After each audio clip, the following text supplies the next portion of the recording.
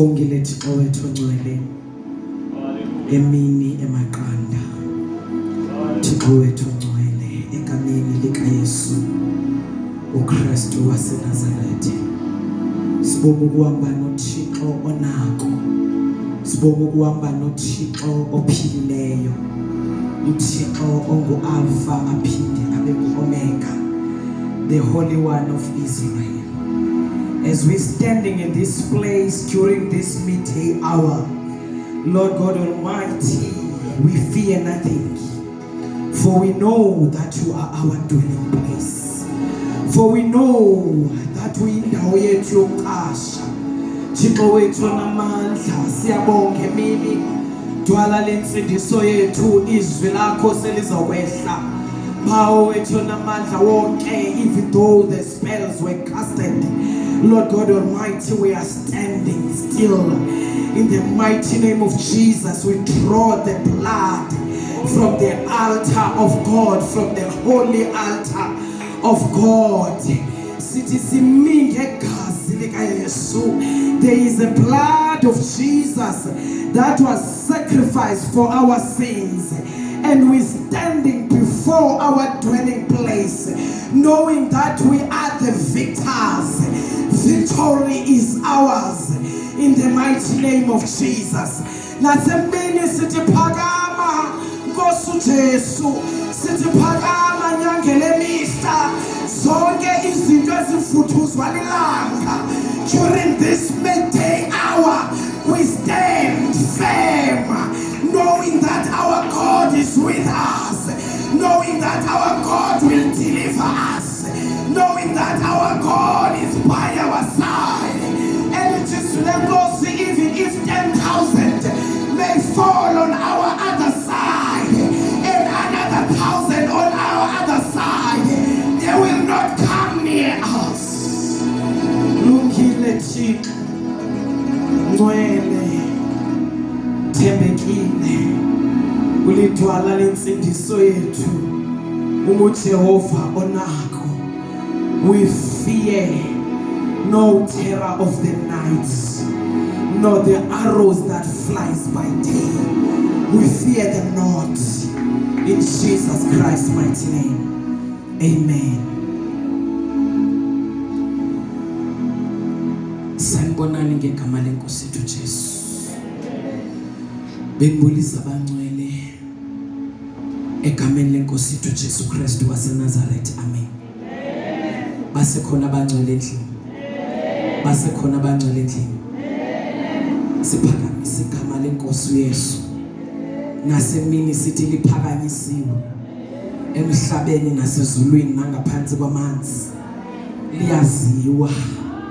Kukhona indawo elingabizwayo kulo. Liyahlonitshwa ngoba linamandla. Bonqento bamandla walo awusuka phethule bona. Igama lenkosi yethu Jesu. Simile nje siyakholwa kungenxa kaJesu. Amen. I greet the pastor in the mighty name of Jesus Christ of Nazareth, and I would like to say thank you for this opportunity. I'm not taking it light to stand before the children of God. It's not by might, not by power, it's by the grace of God. In the name of Jesus.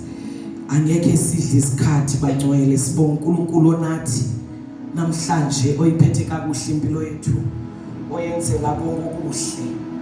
Uthi umhlabeleli singasuka kuThixo siyephi. Asinayo indawo esingayocasha kuyo xa sinosuka kuThixo. Siphelele kuloThixo. Sizofela lapha ngoba yindawo yokufela. Sizawungcwatshelwa apha kuloThixo uba uJesu engakabuyi. Sizocela sifunde izwi lenkosi in the book of Jeremiah chapter 1 verse 10. Then omnye asivulele incwadi kaJohn chapter 10 verse 10. John chapter 1. John chapter 10. Sorry. John chapter 10 verse 10. Then Jeremiah chapter 1 verse 10.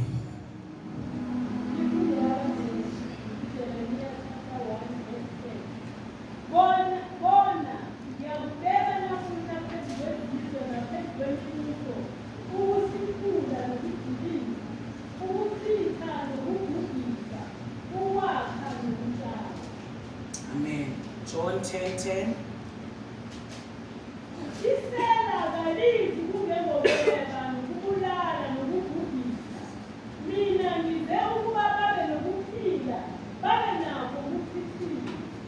Ayiphinde mama. Isela kalizi ungembokweba nokubulala nokubhubhisa. Mina ngize ukuba babe nokuphila babe nakho ukuchithisa. Uchichime. Mina ngize uba ndize nokuphila babe nako ngokunjani bangcwele. Uba notshoyo. uJesu. Uthini uJesu? Uthini uJesu mamika? Isela kalizi ungembokweba nokubulala nokubhubhisa. Mina ngize ukuba babe nokuphila babe nakho ukuchithisa. Kuchichime. Amen. English version, the thief comes only to steal and kill and destroy. I have come that they may have life and have it to the full, and have it in abundance. Verse 11. For I am the good shepherd. The good shepherd lays down his life for the sheep. Amen. Sinomalusi olungileyo ogama lakhe linguJesu. Uthi namhlanje the good shepherd lays down his life for the sheep. The question that I have, uma ngaba ungabaza okanye ungakangeni kule ndaba yokwazi ukuba sinomalusi olungileyo elithi izwi lenkosi akalali akozeli umgcini kaIsrayeli, amehlo wakhe aqolozele phambi kwabangcwele imihla namalanga. He laid down his own life, not because of anything, because of me and you. Ungabazelani namhlanje ukuthi ukhona uJesu owakufela, okwazi ukuvelela zonke izimo obhekene nazo. Ndithi nesimo lesi esingathi sinamandla, nesimo lesi esingathi sifike ebusuku kuphela, kodwa kufuneka umuntu ozolala neassurance ethi mina ndikhonza uJesu, umalusi lomuhle elithi izwi lenkosi, he lays down his life for his sheep. Actually, it's not only saying it ngomlomo, but he died for my sins on Calvary. He had to die. They had to mock him. Kwakufuneka ukuthi bamthuke, bamtshele the way angengonkulunkulu ngakhona, bamtshele the way awayengumqambi manga ngakhona, kodwa wafa wafela izono zethu, wathi ngiyophume ebhantini because zinqumile in my heart umuntu ngowami. Khona umhlabelelo ohlele enhlizweni yami endifisa ukuhlabelela, othi uthando lwami kuwe lohlala luhleli. Iphinde bese sithi ebumnandini nasebunzimeni soze ndikhonze inkosi, soze ndiyikhonze inkosi selimeko ingavumi sendileli ngecala usithwa kunjani xa sikuthatha sikusendaweni ethile ndithi ndiyekeni ndifele kuJesu. It's a declaration. It's a declaration. And so send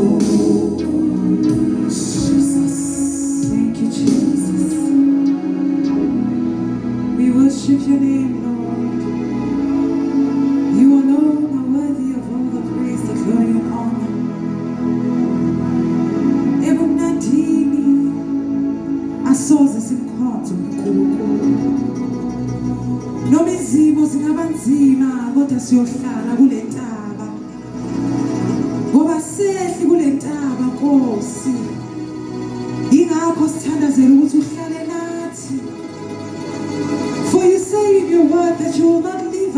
forsake us. Into esiyithandazelayo ukuthi nathi sihlale singasuki sisuswa zizimo. Sithandazela ukuthembakala kuwe Jehova. Nsuku zonke zokuphila kwethu. Noma isitha sesifika sifuna ukutshontsha. Kodwa mayitholi opportunity ngenxa yokuthi sihleli kuwe Jehova. We are praying nkulunkulu namandla onke ukuthi help us Lord to seek you so that we may know ukuthi kuhlaleka kanjani kuwe izimo zinjalo.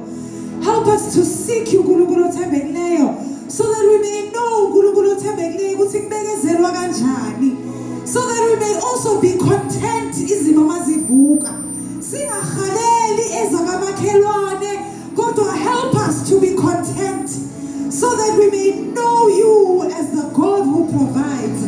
We may know you as a God who heals. We may know you as a God who delivers. Help us in the mighty name of Jesus Christ. Amen. Kuthiwa isela alizi lingazange uzontshontsha libulale lichabalalise.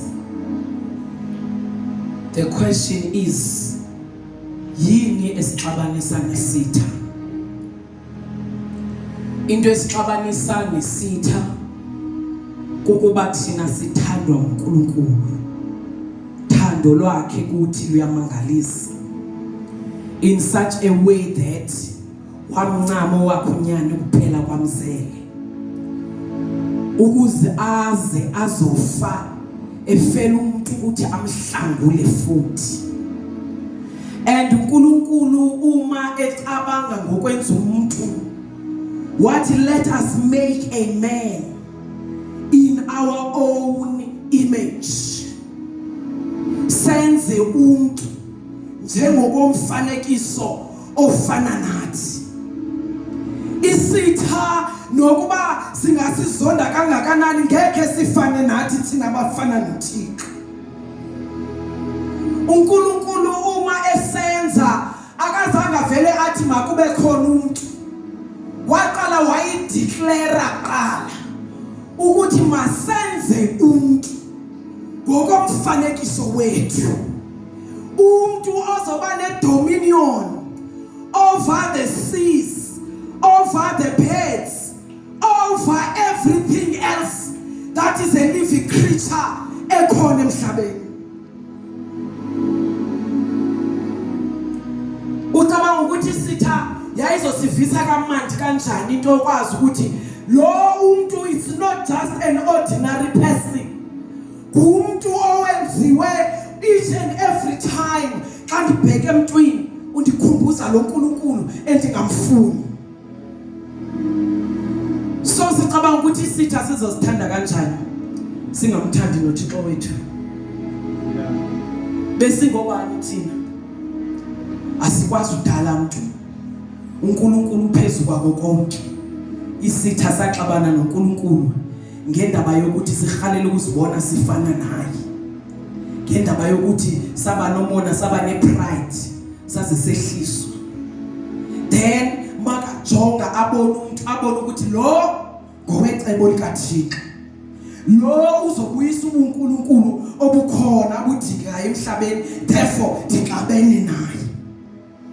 Ngicela usibethe esifubeni uthi kahle kahle ndiyotshomi kaSathane. Isho ithandi iyotshomi kaSathane. Ngoba naye akayotshomi yami. Kahle kahle ngiyayazi bakandifuni. Ufuneka abantu abazo understand ukuthi uSathane akabafuni. Kufuneka abantu abazo understand ukuthi uSathane akabafuni nalapho abanyathela khona. Ukwenza into bana bazo understand xa kusithwa put on the full armor of God so that you are able to stand against the principalities. Kufuneka abantu abazo understand ukuthi why must I put on the full armor of God? Why kufanele ukuthi ndiphile nwele?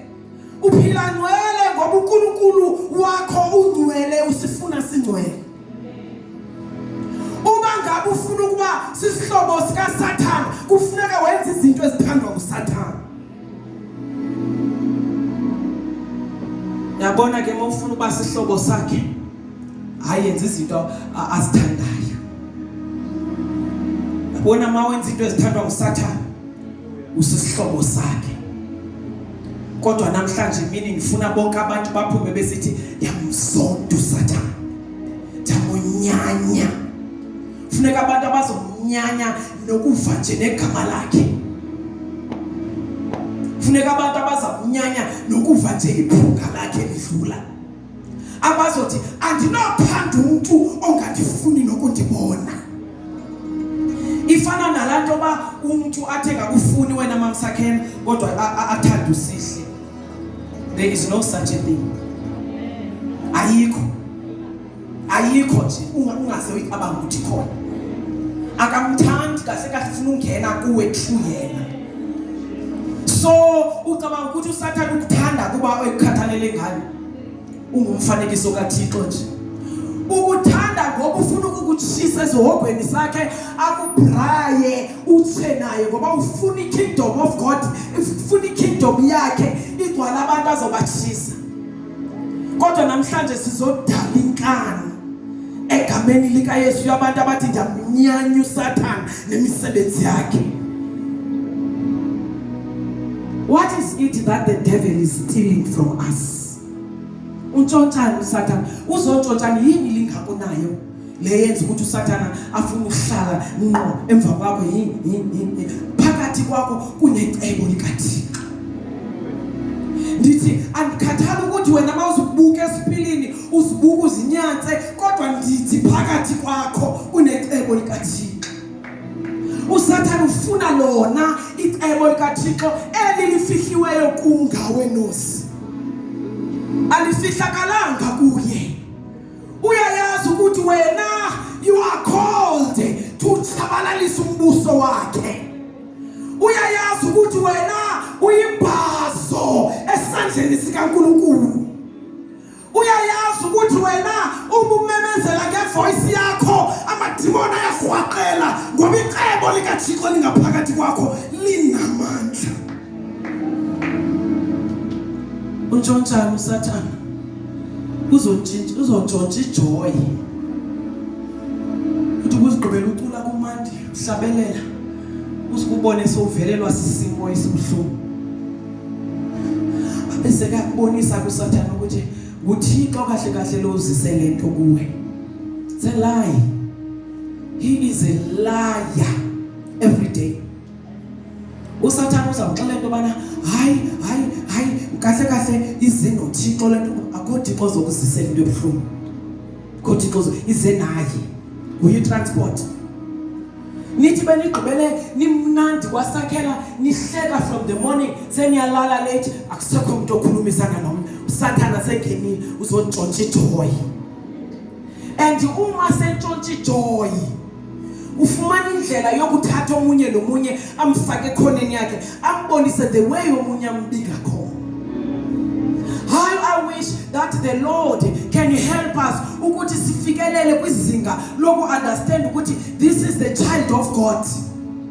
Noba ephazanyisiwe ephazamisekile usetshenziswe sisitha. Because there is a devil that is always hiding behind a person. Satan uzifihla ngomuntu njalo. Uzifihla ngomuntu njalo. Ndithi manthetha nomama ndithi bomama, there are times when we need to determine between the voice of the enemy and the voice of your husband. Ayonto mandikeleyo into yoba athi umuntu ethetha ngomlomo wakhe ubusiva ba ayo voice yakhe ikaSathane le. Idinga umuntu ozokhula afikelele kwi level yokuthi ndiyamazi wamyeni, ndiyamazi wamfazi lo othethayo ayinguye. You need to resist the devil so that he flees away from you.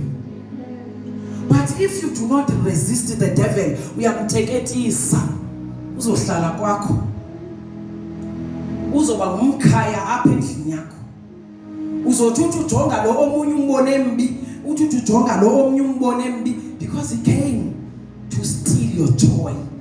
Kafuni abantu bajabulile. Because uyayazi xa ujabulile ujabulela kulo Thixo wakho uyombabaza ukuthi ulungile umuhle. Ufuneka ngexesha sezile ukuzothi steal the joy. Uthi ngapha kobuhlungu there is a great God. Ngapha yana kongajabuli kwam uyaphila wena uNkulunkulu onakho konke. Usathana uzele ukuzobulala. Usathana kahle kahle akazuba nje kuphela. Uyaba namhlanje abe kusasa abone baziphelile izinto ebeziba. Kusasa uzele ukuzodiliza abulale. That is the devil for you. Uba ngabana usabona hayi izinto zisaphelele, the only thing engekhoyo yi peace. He has stolen the peace, but he is coming for the second round. So you better stand and say, you know what? I can see that there is no peace, but I have got authority as to declare peace to be still in this house. Sinawo amandla okudeclare izinto zenzeke ezikuwili kaThixo. Sinawo amandla esiwaphiwa uNkulunkulu wokudeclare izwi ngezinto esizibona ngathi simoshakele sizithethe zibe khona. Kufuneka ikholwa elizoba ngathi aliphilanga kakuhle. Uzoba ingxaki xa ufuna ukuphilela yonke into kakuhle, ufuna uba sane for everything. Uzofuna zonke izinto uzijonge wena uphilile, ufuneka ungaphili kahle. Uthi I declare peace of God that surpasses all human understanding in this house. Uthi apha kwam kulawula uxolo lukaThixo, andikhathali ukuthi uSathane uze nani, kodwa kulawula uxolo lukaThixo apha. Ngelo xesha kubuhlungu enhlizweni kunezinto ezibane zisithi nti ubusithi uxolo lukaThixo uyalawula. Funeka abantu abanenkani yokuthetha izwi likaNkulunkulu linjani. Abantu abanenkani yokuzixelela into bana ndiyayibona this situation is just a temporary one. Kukhona lento uSathane ayibonayo ukuthi so graduate kuyo as the family. And I am not going to lose focus ngendaba yokuthi uzosixabanisa kulomsi. I refuse to lose focus ngendaba yokuthi ngiyambona ukuthi uzosidivide kulomsi. Sele kuko kwenu you declare the word of God. You declare the word of God. Noba inyama yakho ingavumi ulivule izwi likaThixo ulideclare. Uthi surely goodness and mercy shall follow us all the days of our lives. There is no day apho goodness and mercy ingekho isilandele. The devil has come to steal, to kill, and to destroy. Uma ngabana uzombukela uSathane ulububaba last week kuxabane ubani nobani. Kule veki sathi sisajongile imoto leyana ethintini yophuka. Uthi usajongile uthi jonga ngoku namhlanje masivuka ekseni sivuka bekufike otsotsi apha ekhaya bathathile into ethile nento ethi ubhizi uyabala. You don't have time to count. Ixesha ufuneka ulisebenzise lokuthi sitha singenile asiphume emzini wakho.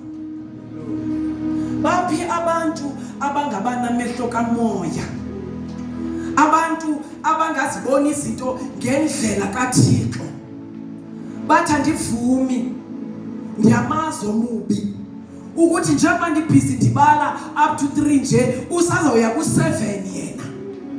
Therefore can this thing come to an end? Can I put a stop to this thing that is happening in this house? Uthi kuJesu, mna ndize ukuba ndizobanikeza ubomi obucacamayo. Hlala kuJesu utshela, nazi ukutshela ngesixhosa ukuthi yini, ubambelele ube strong usicela bana andisuki apha futhi soze ndikhonze inkosi. Zininzi inkosi ngaphandle ziyathembisa izinto. Zithembisa phofu ngezinto ezingalast. Kodwa apha kuJesu sinokuphila okungunaphakade. Siyahamba ngoku uDisemba uqalile. Siya emakhaya. Kukhona la sisi waseKapa enimaziyo into yokubana utshintsha apha. Kukhona nala sisi waseJoburg ozofika naye enimaziyo into yokubana uthi xa enze okukuthi. Kodwa this is the right time for you yokuthi ubhayinde leyo mimoya egameni likaYesu. Ube so declare ngezwi likaThixo. Uthi uyabona kulo December andina brother ozosela utywala yantazi. Abe ekhangela into angayazi kulelale esihlenyuka kude kuthiwe ubrother wakhe. Ngitsho wena andithi uyibopha ngoku. Kahle kahle befama soqalile ukuyibopha. Ube so uyathi ukuthi yabona ke kulo December njengobana kulomzi nje iba ngumxwe sithi sisemnandi kube kuvela lokho ndiyabopha ngegama likaYesu. I declare the peace of God that surpasses all human understandings. We declare ingakenzi mazithi zifike za dates zokufika kwamagoduka izwi likaThixo libese limile lisimele. Kufuneka nithi niyohlangana ngeza 25 uba ngaba nihlangana nifamily nithi nihlukana kube sekuxataniwe nifike izwi likaThixo selihleli selilindi 25 ukuthi wena umile uthi 25 December apho siqhela umitha khona ngithi uyazazi beqhela umitha phi uthi kodwa kulonyaka sizovalelisana sithethisana. Udeclare izwi likaThixo. Uthi kuya ulawula uxolo lodwa apha kule family ngezwi likaThixo. Ume ethathalazeni uthi mna nendlu yami siyokumkhonza uJehova. Don't allow the devil to destroy you. Ulububekile. Ude ube ne trends osibala uthi that year yayingubani bani, last year yayingubani bani, nakulonyaka isenguya hayi uThixo kulonyaka nguThixo. Nezi accidents ezehlayo emakhayeni wethu we are putting them to a stop in the name of Jesus. What do we need to do in order to excel in this? So that the devil does not continuously steal, kill and destroys. How do we deal with this? Benchile kuseni that iqiniseka ukuthi Ephesians chapter 6 from verse 10 ingoma yakho ihlabelele kuseni emini nasebusuku. Because you are a soldier in the army. You are ready for war. You are ready for all the strategies of the enemy.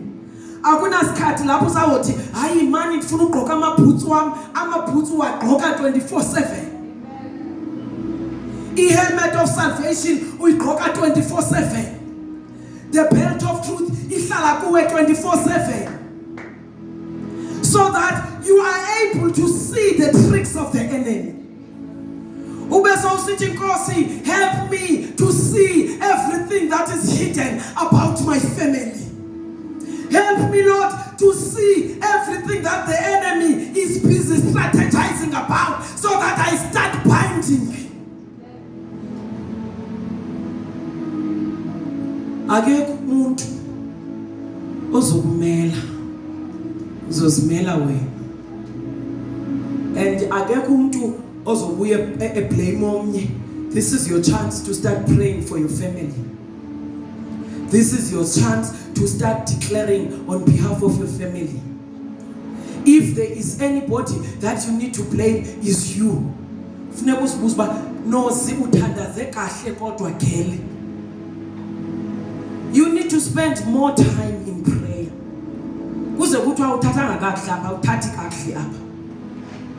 Otherwise usathana kanali ixesha phanga phandle. Njembe besithi usakhela ukhuphe amadimoni anxaniweyo ngoku. Anxanelwe igazi. Kodwa woe unto him. Not here.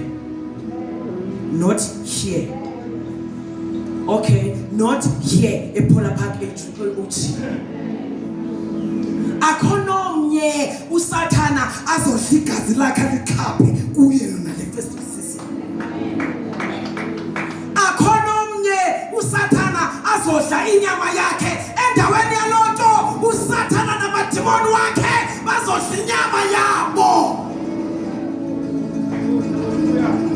Endaweni yalonto umbuso kaSathana namadimoni wabo bazodla igazi le kingdom yabo. Abazukhika nomnye ngegama lika Yesu. Urahanda mashatakati ikashatapa imohasatapakatia undakashinda imahasanda.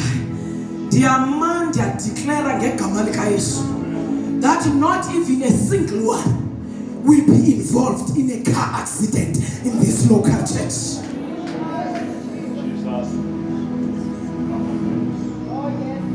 Ephila nje uThixo sezulwini. Not even a single person will be involved in a car accident in this local church.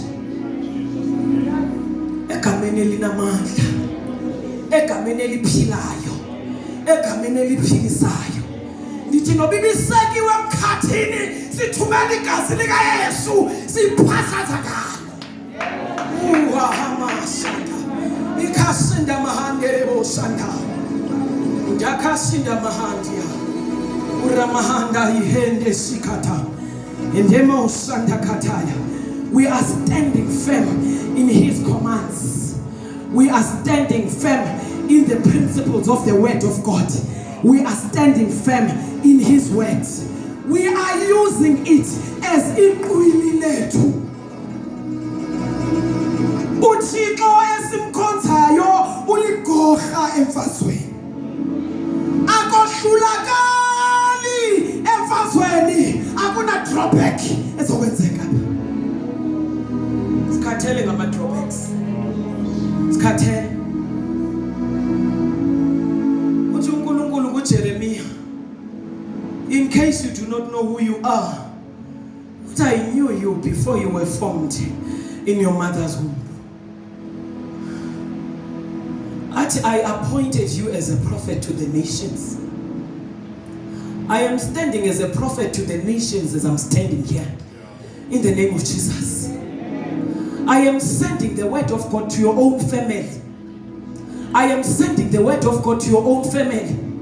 The greater is he that is within you than the one who is in the world. Wonke esikhonza naye simgcoba ngegazi lika Yesu. Asishiyi nomnye ngaphandle. Egameni lika Yesu Kristu ophilayo. Sithi we know who we are. uNkulunkulu wethu sikhobile. Usinikeza amandla to trample over scorpions and snakes. There is no snake that can defeat us. There is no snake that can bite us. In Jesus' mighty name. Pumani nomlilo kathika. Ondani mahasanda katia. Sibiza umlilo wabonwa nguElijah. uElijah wayibona ukuthi le nto ayizusebenza. Kodwa let the real God be at work in the mighty name of Jesus. Wathi qhubekani nibizothixo benu. Sibabona ukuthi bazawupasa na. But as we are standing, we call upon the name of Jesus, the name that is above all names. We declaring with this name. This name is powerful. This name is above all names. We are Hasanda Mahanda. Uripaka Santa Mahande. Indande. Lord God Almighty, contend with all those that are contending against us. In the name of Jesus. Ilwa Tiko. Namalwa Nati. Ilwa. Fuga mkono kasomani. Afugu mkono kasomani. Uyande masanda. Ikasanda mahane. Itamasi takata. Sintali peace. Kula are families that surpasses all human understandings. Urapakasanda, imahanda, etekeshinda, urihasanda, uremahanda, usatapakata. Ufuneka abantu who understand ukuthi bangobani. Ufuneka abantu abazoma ezwini likaThixo. But even the bloodline curses of this family, they are not my portion. I separate myself from all the bloodline curses of this family. In Jesus' mighty name, we are separated from all the evil bloodline curses. We are Kisata Mahanda Uripaka Sita Katamaya. Lithi Zulenkosi, as we continue, Lithi, I appoint you today, in case you do not know, I appoint you today. Today, mark the day for yourself. I appoint you today over the nations. There are no rulers that will stand against you if you know that you are appointed by God. I appoint you over the nations, over the kingdoms, to uproot and tear down. That which the devil knows how to do, we can do it better than him. We can do it more than he can do it. In the name of Jesus. We have got power to tear down. We have got power to uproot. We've got power to destroy. Inkinga ngabantu abangazazi ukuthi banamandla kangakanani.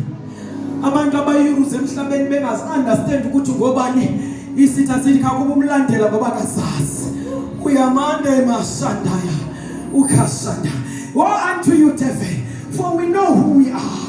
In the name of Jesus, we fear no terrors of the night and no arrows that you are sending unto us by day. Islenkosi lithi uNkulunkulu wethu will destroy our enemies.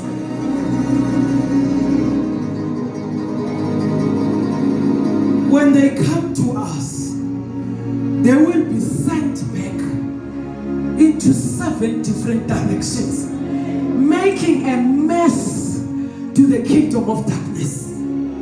Ngaleso sikhathi bezise ngedirection eyi-1. Ushanda makata, ramahandi shata bakata. Sengathi ungafundisa nabantwana bakho to declare the word of God. Sengathi ungabafundisa ukuthi baxelele ukuthi uNkulunkulu wethu uyayifundisa impilo yethu ukuhlasela. Uthi hlakaza ngegama likaYesu, hlakaza ngegazi likaYesu, unamandla wena. Namandla ukuthi thiye down. Demashita pakatai. Urimahashinda katai. We've got power to destroy. We've got power to overthrow. We've got the power to build and to plant a new thing. What is it that you want to destroy today? Because with that very same mouth of yours, you are going to plant a new thing. You are going to plant a new thing that is not there to be there. Kwifamily yakho andithi usindisiwe. Hlanjwe ngegazi eliphakeme. Hlanjwe ngegazi elinamandla. Igazi lenkosi uJesu. Separate yourself from every bondage today. In the name of Jesus. Separate yourself from every curse that has been put upon your life through your bloodline. In the name of Jesus. Remember that you are not an ordinary person. When you are blessed in the city and you are blessed in the country. Wherever you will step your foot, you must know that the Blessed One has stepped down their foot. You are the head and not the tail. Oh, Shamakata Mashinda. Don't act like a tail. Don't act like a tail. Kosi, situmele, we realm ye favor yakho sihambe siyolanda izinto zethu ngegama likaYesu waseNazarethe. Ngiyathandaza uNkulunkulu makasivulele realm yefavor yakhe egameni likaYesu. We want to tap into there. Ramasanta, everything that the locust has stolen, siyayilanda ngegama likaYesu. Siyayikhutha. We are plundering it back, for it belongs to us. In the name of Jesus. We continue as we standing to declare no premature death forged against us shall prosper. In the name of Jesus. We continue to declare that there are no accidents that are formed against us shall prosper in the name of Jesus. I continue to declare that not even a tongue that will rise up against you in judgment shall prevail.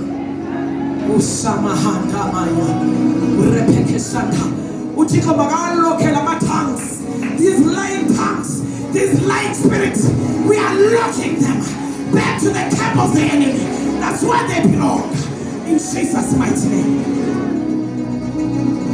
We are free from every bondage. We are free. For we serve a great God. For we serve a marvelous God.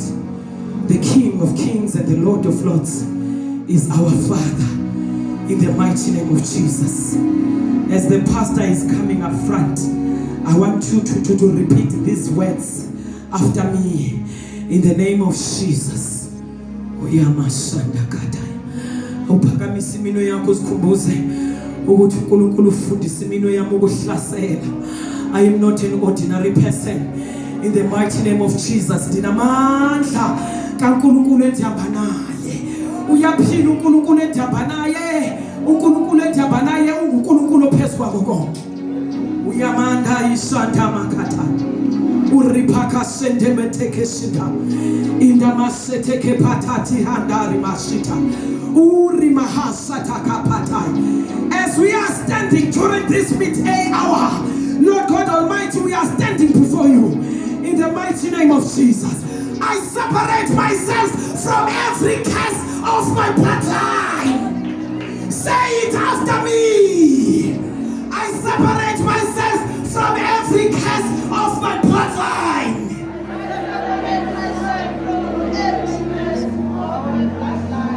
I separate myself from every bondage in the name of Jesus.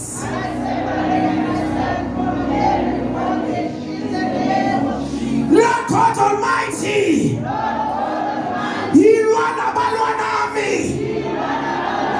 abafuna ukhapha lami, mabakhaphela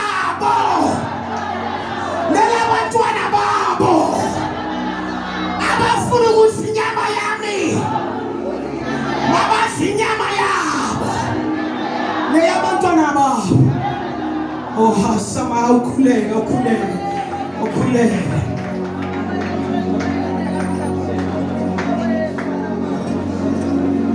Mamshakuti. Thank you, Jesus. Mamshakuti. Oh, hallelujah, hallelujah. Glory, glory, glory, glory. Bayete mlomo wakafimanga. Bayete ndoda yepi. Bayete wena ugcwele kaIsrayeli.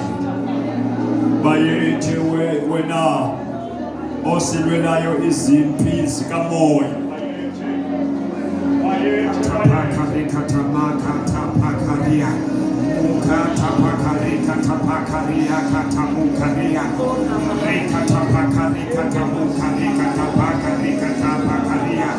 Baba wethu unamandla wonke. Sibongile Nkosi enamandla. Sibongile Nkosi onomusa. Sibongile Nkosi ophakemeyo. Sibongile dwala lensindiso yethu. Akekho uNkulunkulu ongaphezu kwakho.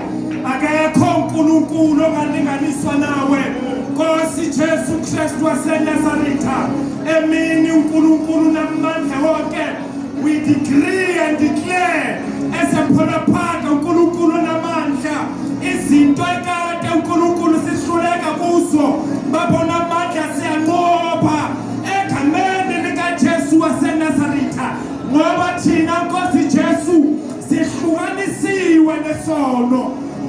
Jesu Kristu waseNazaretha sihlukanisiwe namasiko akade siwathanda. Baba unamandla wonke, siyenza isiko lodwa, isiko lasezulwini. Nkosi Jesu waseNazaretha sihlukanisiwe nezinto zamafamilisi wethu. Baba unamandla siyanqoba in the name of Jesus. In the name of Jesus.